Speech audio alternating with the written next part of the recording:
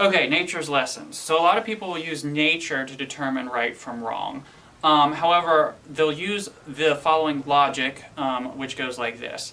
That which is most obvious is natural and therefore good, and that which is not most obvious is unnatural and therefore evil. However, when you use this logic, you can come to a lot of different ideas that may or may not be right. For instance, if you use this, you can come to the idea that manual sex is wrong, oral sex is wrong, anal sex is wrong, using contraceptives is wrong, using toys is wrong. You can't have sex in doggy position. That's also wrong. Why? Because doggy position is not the most natural form of sexual embrace. Manual sex is not the most obvious, form of sex. The most obvious form of sex is penis goes in vagina and friction until orgasm, impregnating the woman. That's the most obvious. And so they cancel out everything else as evil if it's not the most obvious.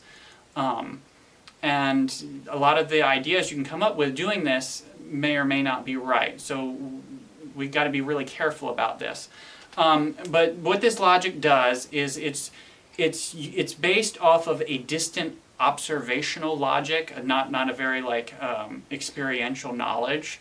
But yeah, it uses a distant observational logic. It determines the ultimate purpose and most natural function of something, and it ignores the rest. And it actually ignores nature. I know that this is all, nature is going to teach us, but they're actually ignoring nature. For instance, this logic actually eclipses foreplay. I mean, it just totally destroys it. Why? Because if a couple is, inflamed with sexual passion towards each other, they're going to be hugging each other, they're going to be kissing each other, they're going to be touching each other. And as they're doing this, their hands are going to go in places, and it's going to feel good, and somebody's going to gasp in pleasure, and what happens then? What's the most natural thing to happen then? That felt good, it made the woman gasp, so I'm going to do it again. Same thing can happen if he's doing it to her. Her hands may brush across his pants, and that feels really good, so she's going to put it back there because he likes it. The same thing can happen with oral sex. You're kissing the woman's lips, and then you get down to her neck, and then you're coming down her breasts and her nipples, and you keep going lower to her belly, and eventually she's just like, whoa, this is really good. And so so what's going to happen? He's going to be naturally inclined to French kiss her vulva. Are you following what I'm saying? So this nature-based, or this determining right from wrong based on nature logic, that logic is not actually nature-based. It's that distant observational logic. Again, it determines the ultimate purpose and most natural function and ignores the rest.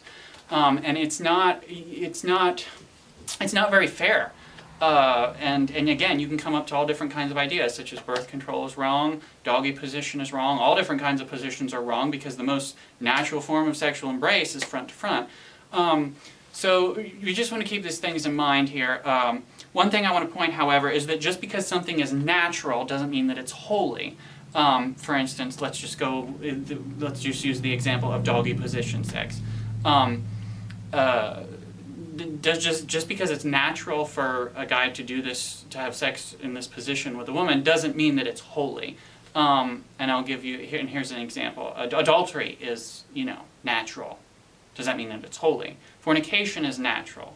Does that mean it's holy? No, that doesn't mean that it's holy just because it's natural. So I don't want to, we have to be careful when we use nature to determine right from wrong, because nature can teach us a lot of good things. For instance, a child that touches a burning coal, he's going to learn not to do that. Nature taught him this is a bad thing. If an adult salts their food before they eat it, they can find that now they have overly salted food.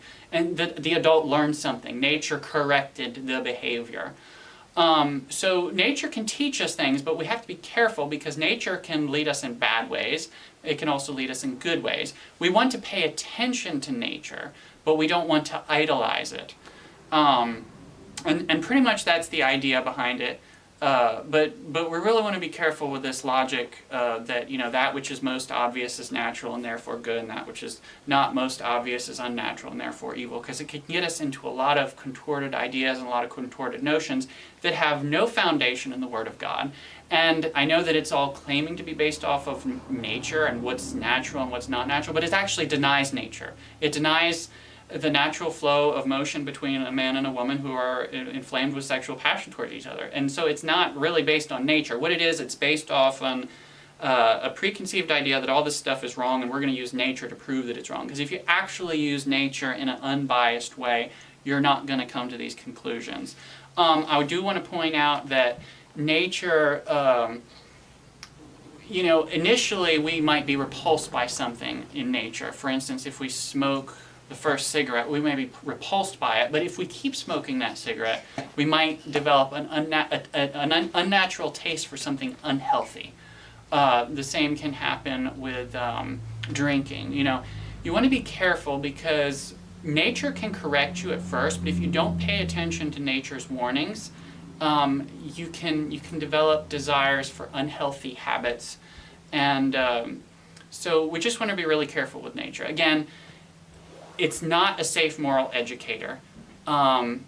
We want to pay attention to it, we want to learn from it, but we don't want to idolize it because it's not a safe standard to judge right from wrong. Now keep these things in mind as we're going through these presentations, so that way the things that you were taught and influences aren't interfering. We want to just keep everything open, so that way we can learn whatever we can. I mean, if you want to keep the same ideas, that's fine. I'm not trying to make you believe any certain thing. I'm just trying to give you the most fair shot at getting out of your marriage and your relationship with your spouse what you're really after and what God desires for you. So thanks for watching. We'll see you again in the next presentation.